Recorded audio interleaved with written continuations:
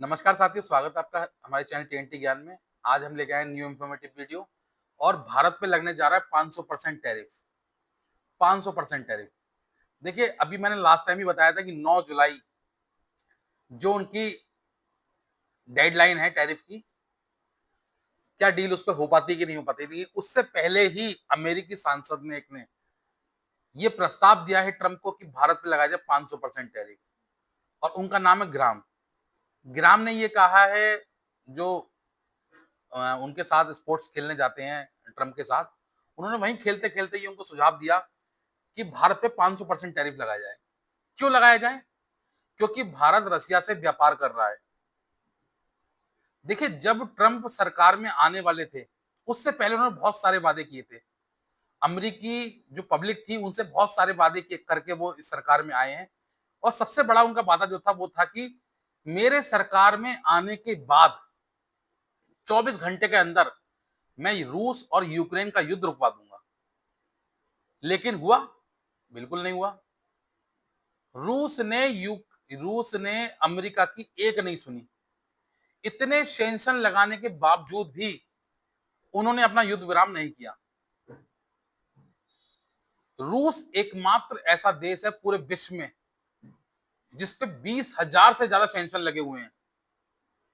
20,000 sanction शायद मुझे लगता है कि कई कंट्रियों को मिला के भी नहीं होंगे किसी देश पे।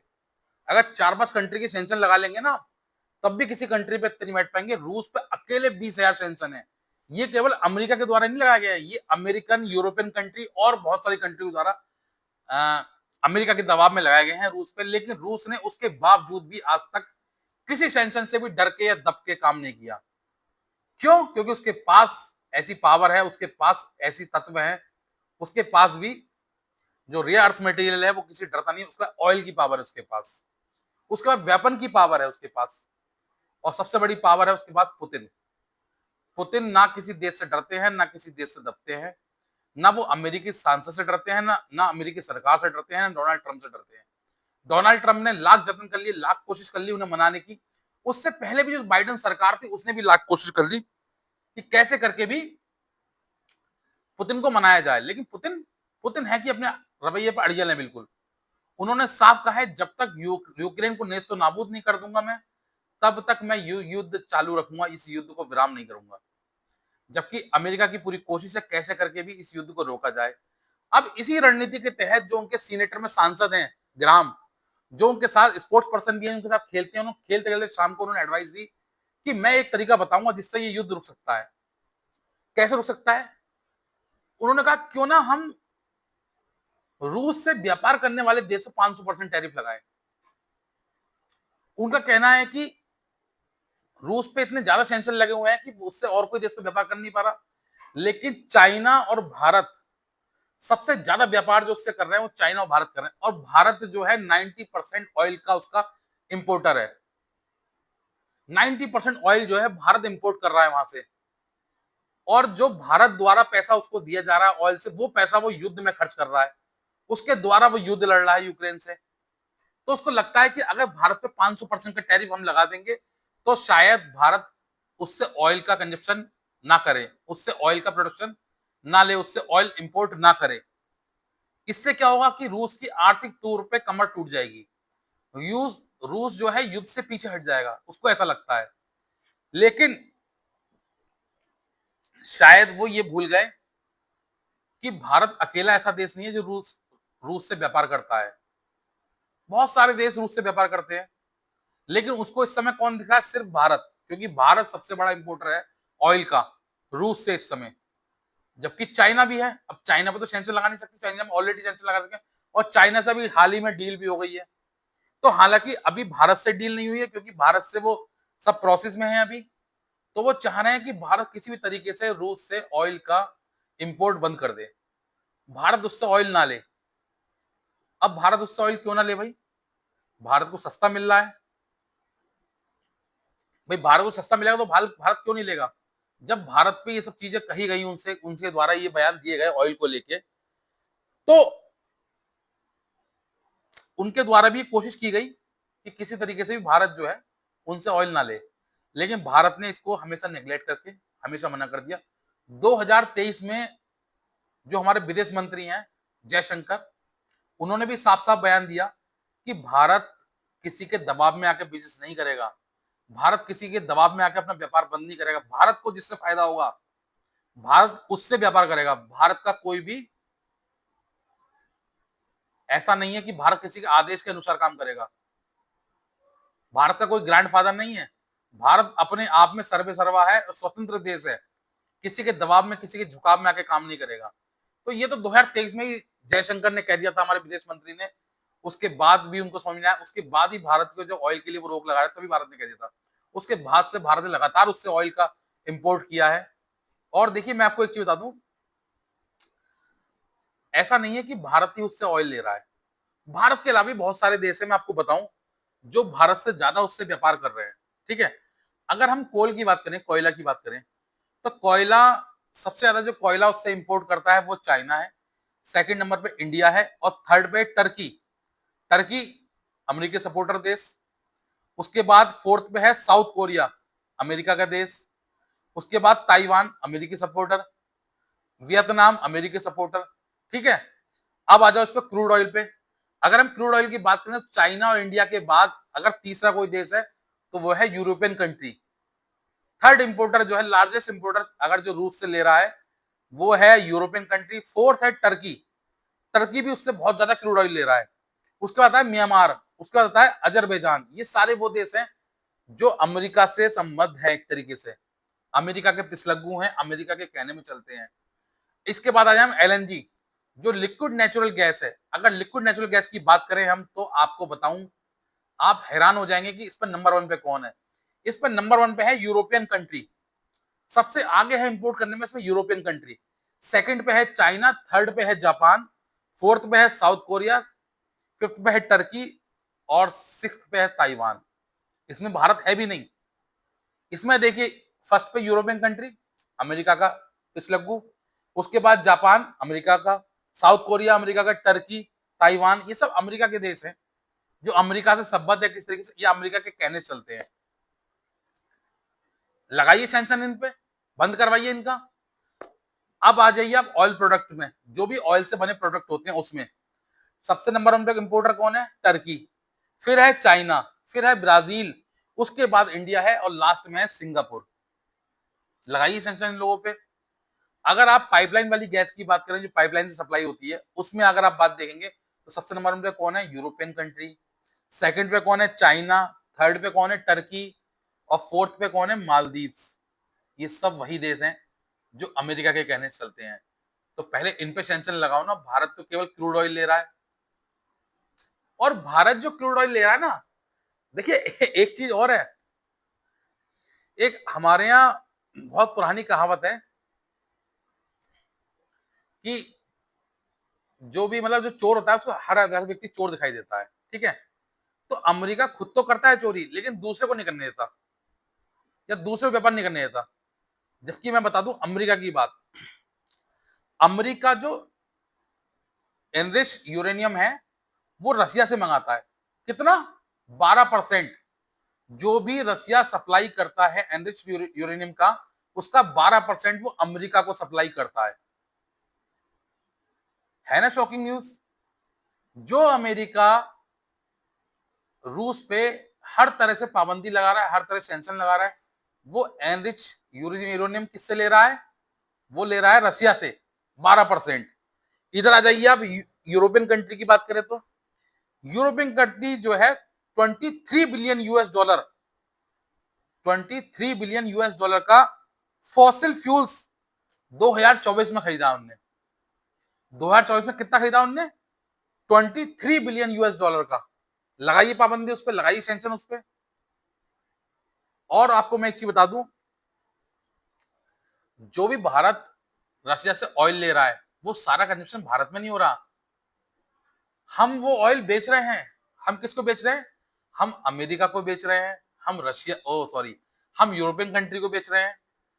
देखिए आपको बता दूं मैं, रिलायंस हमारे जो मोटा भाई हैं, रिलायंस ने 6850 करोड़ का ऑयल रिफाइन करके अमेरिका को बेचा है। ऐसे ही नहीं, ट्रंप के शपथ समारोह में हमारे मोटा भाई को बुलाया जाता है। क्यों बुलाया जाता है? 6850 करोड़ का ऑयल रिफाइन करके उनको दिया है। रसिया से लिया, अमेरिका को बेच दिया, रसिया से लिया, यूरोप को बेच दिया। बहुत सारी कंट्री को जो है भारत तेल बेच रहा है रसिया से ले लेके। तो सैंक्शन लगेंगे, सब पे लगेंगे। और अगर सैंक्शन लगते हैं, तेल का कंजप्शन बंद होता है, तो आपको बता दूं मैं, ऑयल के रेट इतने बढ़ जाएंगे, महंगाई इतनी बढ़ जाएगी कि संभाले नहीं संभलेगी। आप अगर ऑयल बंद करवा देंगे रशिया से ना, हालांकि ऐसा होना नहीं है, मैं एक बात बता रहा हूँ इसको एग्जाम्पल के तौर पे, कि अगर रशिया से ऑयल लेना भारत बंद कर दे, रशिया पे सैंक्शन लगा दी, रशिया से ऑयल सप्लाई ना हो, तो क्या होगा? वही होगा जिसके डर से अभी पर्शियन गल्फ वाला रास्ता बंद होने की वजह से जो स्टेट ऑफ हार्मोन्स था, जिसकी धमकी दी थी ईरान ने बंद करने की, और अमेरिका घुटनों पे आ गया, तुरंत रातों रात उस सीज फायर का ऐलान कर दिया उसने।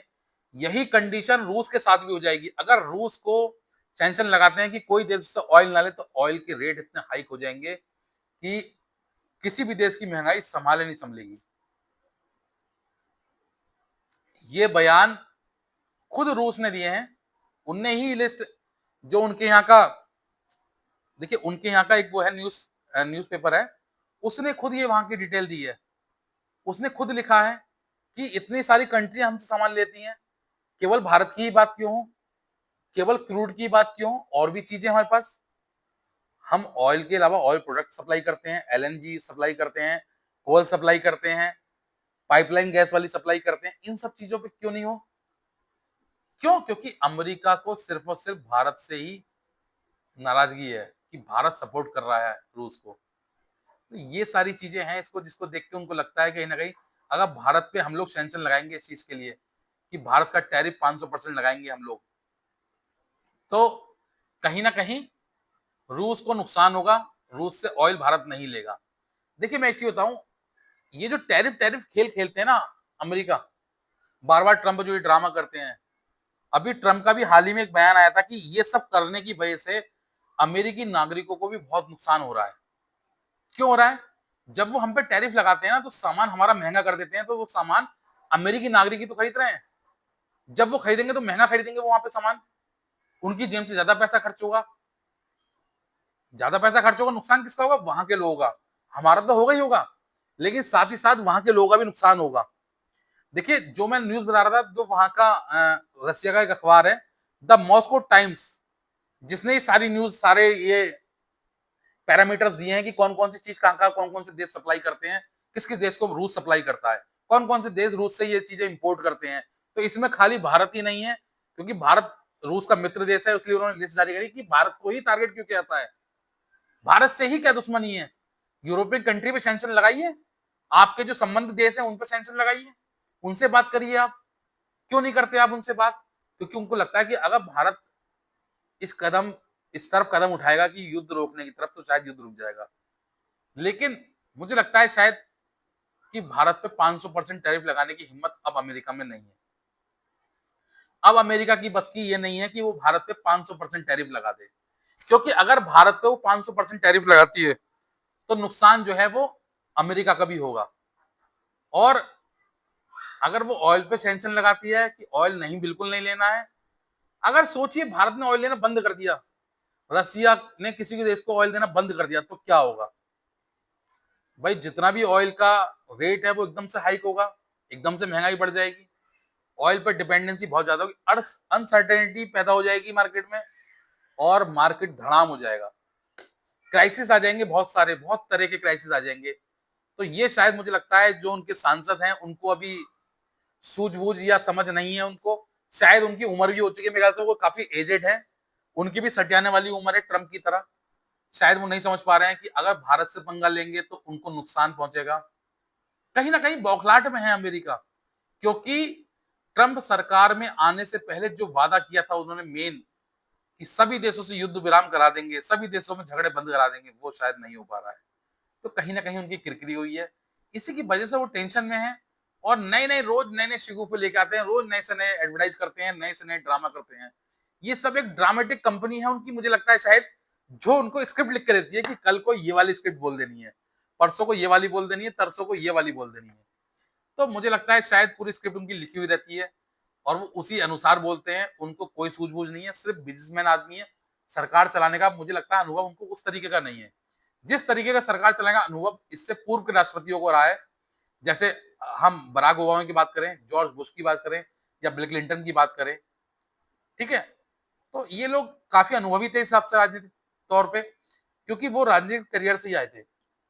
और ये बिजनेसमैन है, सदैव बिजनेस माइंड रहता है इनके दिमाग में, सिर्फ और सिर्फ बिजनेस की बात करते हैं। इसके अलावा वो कभी किसी की बात नहीं करते, कभी देशों के हितों की बात नहीं करते किसी देश के, हमेशा सिर्फ और सिर्फ अमेरिका के हितों की बात करते हैं। जबकि अमेरिका ऐसा देश है, उसको सब देश को साथ लेके चलना चाहिए, तभी तो वो सुपर पावर बनेगा, या बना रहेगा, बना हुआ था, बना रहेगा। लेकिन मुझे लगता है शायद उसको ये डर है अब कि मैं सुपर पावर अपनी जो मेरी गद्दी है नंबर 1 की, मैं उसे खोने जा रहा हूँ। तो इसी बौखलाहट में वो सारे कदम उठाते हैं किसी तरीके से और देशों की इकोनॉमी को ध्वस्त किया जाए, बर्बाद किया जाए किसी तरीके से भी। कहते हैं ना, बहुत सारी चीजें आपने देखी होंगी कि जो लोग किसी दूसरे से आगे नहीं बढ़ पाते, वो कोशिश करते हैं दूसरे की टांग खींचने की, कि इसको गिरा के मैं आगे बढ़ जाऊं। लेकिन मैं बता दूं, कभी किसी को गिरा के आगे नहीं बढ़ाया था, हमेशा आगे बढ़ने के लिए मेहनत करनी पड़ती है, उससे तेज बढ़ना पड़ता है, उससे आगे चलना पड़ता है। लेकिन आप सोचेंगे कि उसे गिराएंगे तो आप भी उसके पीछे ही रहेंगे, कभी उससे आगे नहीं बढ़ पाएंगे। और यही हाल इस समय अमेरिका का हो रहा है। अमेरिका कोशिश में है किसी भी तरीके से चाइना और भारत को हमेशा पीछा करा जाए, इनको हमेशा कैसे करके नुकसान पहुंचाया जाए। तो ये सारी चीजें हैं जिसकी वजह से ये सारी चीज हो रही हैं। और मुझे लगता है शायद ऐसा अब आगे ट्रंप ना कर पाए, जैसा करने की वो कोशिश कर रहे हैं। देखिए, एक चीज और मैं बताऊं आपको, जो एनरिच यूरेनियम है, जिसको संवर्धन करके रूस बेचता है अमेरिका को, आपको बताऊं मैं कि 2023 में वो कितना खरीदा उनने। 2023 में 1200 मिलियन डॉलर का यूरेनियम अमेरिका ने रूस से लिया है। 1200 मिलियन डॉलर, समझिए आप। तो पहले तो सबसे बड़ा सेंक्शन वो अपने आप पे लगाए कि जो चीजें वो रूस से ले रहा है, चाहे डायरेक्ट ले रहा है, चाहे बाया किसी और देश ले रहा है, उन सब चीजों को रोके वो। दूसरों पे तो पाबंदी तब लगाएंगे आप। तो ये कहीं ना कहीं उनकी बौखलाहट है, जिसको वो अब निभा नहीं पा रहे हैं या आप समझ नहीं पा रहे हैं कि मैं इससे कैसे निकलूं। तो इसी बौखलाहट में वो और उनके सांसद लगातार उल जुलूल बयान दे रहे हैं, बिना सोचे समझे 500% के टैरिफ लगाने की धमकी दे रहे हैं। ये सिर्फ उनकी अपनी भड़ास है जो अंदर ही अंदर निकल रही है और वहीं खत्म हो जा रही है। भारत पे इस पर इसका कोई असर नहीं पड़ने वाला। ये सिर्फ एक गीदड़ भपकी है जो अब भारत पे नहीं चलने वाली। तो मुझे लगता है शायद अब भारत पे ऐसे किसी धक्की का काम नहीं चलेगा। अब भारत एक सुपर पावर की तरफ बढ़ रहा है और भारत किसी से डरने वाला नहीं है। भारत सरकार ने स्पष्ट कर दिया है कि भारत को जिससे फायदा होगा, भारत उससे व्यापार करेगा, उससे संबंध रखेगा, और जो भी भारत को धोखा देगा, भारत उससे व्यापार नहीं करेगा। ठीक है, हालांकि बहुत सारी सिस्टम होता है जिसके तहत हम लोगों को सभी देश से व्यापार करना होता है, ठीक है, हम उसके तहत करते हैं। लेकिन हाँ, जिससे मित्रता है उसके साथ हिम्मत के साथ भारत खड़ा रहेगा, उससे ज्यादा व्यापार करेगा। ठीक है, तो मुझे लगता है शायद जो जानकारी मैं आपको देना चाह रहा था वो आप तक पहुंची होगी। और अगर आपको मेरी वीडियो अच्छी लगी हो तो मेरे चैनल को लाइक करें, शेयर करें, और जो भी हमारी वीडियो से नए जुड़ रहे हैं वो सब्सक्राइब करना ना भूलें। Thank you.